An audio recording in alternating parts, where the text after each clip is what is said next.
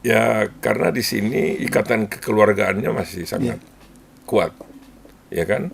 Sangat kuat. Artinya kepala keluarga makan, pasti yang lain pasti Pasti makan. makan. Walaupun statusnya sudah berumah tangga Iya. sendiri, tidak memiliki pekerjaan, sehingga tidak memiliki pendapatan. Tapi kalau makan, ya makan semua pasti.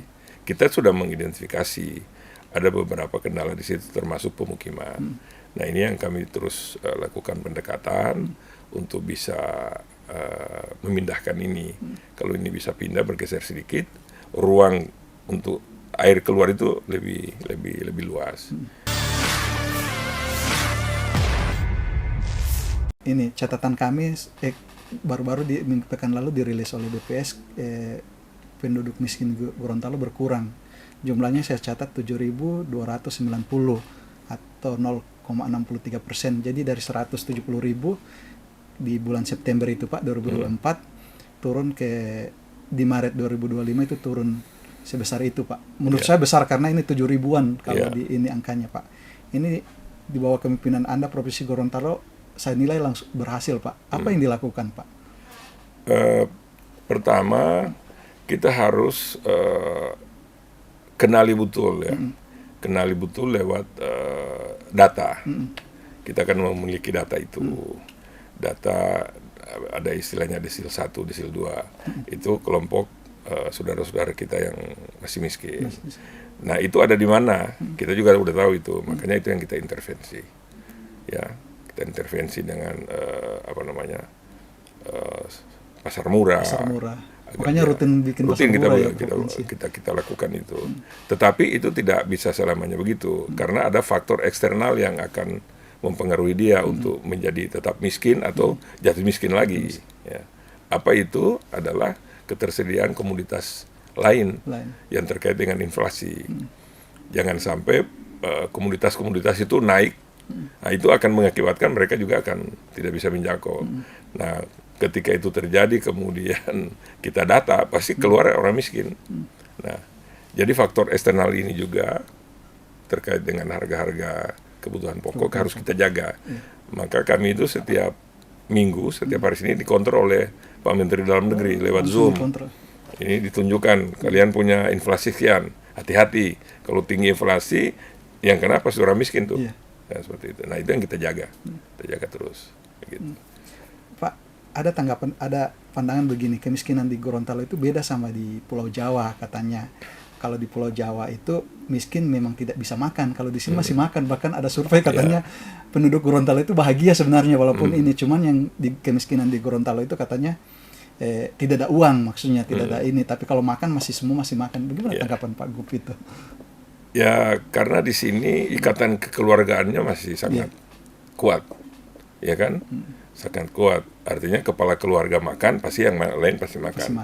Walaupun statusnya sudah berumah tangga sendiri, tidak memiliki pekerjaan, sehingga tidak memiliki pendapatan. Tapi kalau makan, ya makan semua pasti. Demikian juga berpakaian, ya, seperti itu. Tapi memang kalau mau dipilah satu-satu, pasti ada saja yang miskin itu.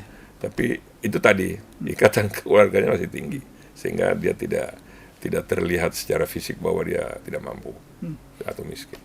Ya, Pak, kita lanjut lagi ke ini, soal masalah ibu kota provinsi, Pak. Ya. Anda sedang merancang tentang perluasan ibu kota, ada selentingan bilang bahwa mau pindah ibu kota dan lain, tapi saya lebih ke ini, Pak, persoalan bagaimana menata ibu kota provinsi ini, kota Gorontalo. Kan ibu kota provinsi adalah beranda atau wajah provinsi Gorontalo. Rencana apa Pak Gup untuk untuk kota Gorontalo ini?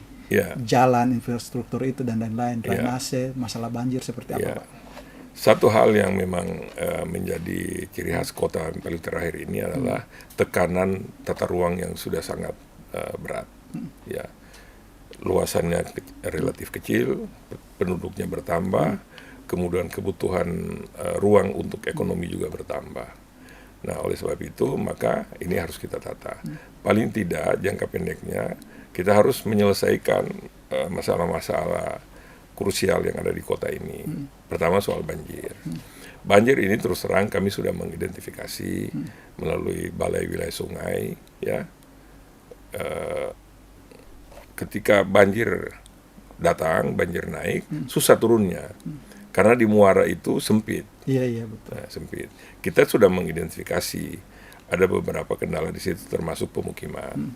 Nah, ini yang kami terus lakukan pendekatan untuk bisa memindahkan ini.